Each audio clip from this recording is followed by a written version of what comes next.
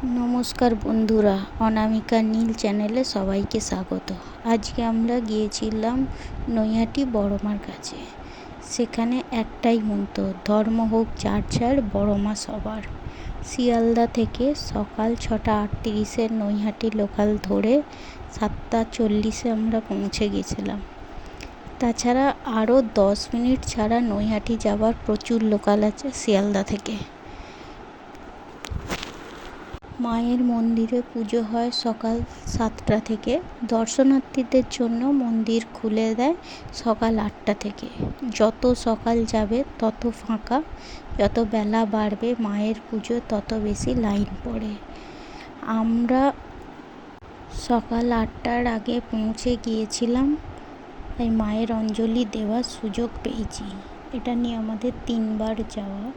তো প্রথম 2বার আমরা অঞ্জলি দিতে পারিনি, প্রচণ্ড পরিমাণে ভিড়, সেটা তোমরা ভিডিওতে দেখতেই পাচ্ছ। কারণ আমরা 3rd টাইম গেলাম সকাল 8টার আগে, তখন আমরা মায়ের অঞ্জলি দিতে পেরেছিলাম। তো প্রচণ্ড পরিমাণে খুব একটা ভালো অনুভূতি। মা সবার মনের ইচ্ছা শোনে, মা সবার মনের ইচ্ছা বোঝে। তো সবশেষে একটাই কথা, সত্যি মা মনের ইচ্ছা পূরণ করে। জয় বড় মায়ের জয়। এটা বড় মায়ের প্রবেশ পথ।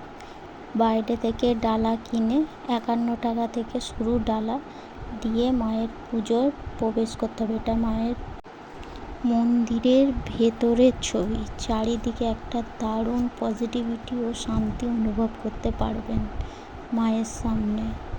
চারিদিকে মায়ের একটা অদ্ভুত সুন্দর জিনিস। তার পাশেই রয়েছে একটা সুন্দর রাধাকৃষ্ণের মন্দির, আর শেষেই দেয়া আছে বড় মায়ের নিয়মাবলী, দেখে নেবেন।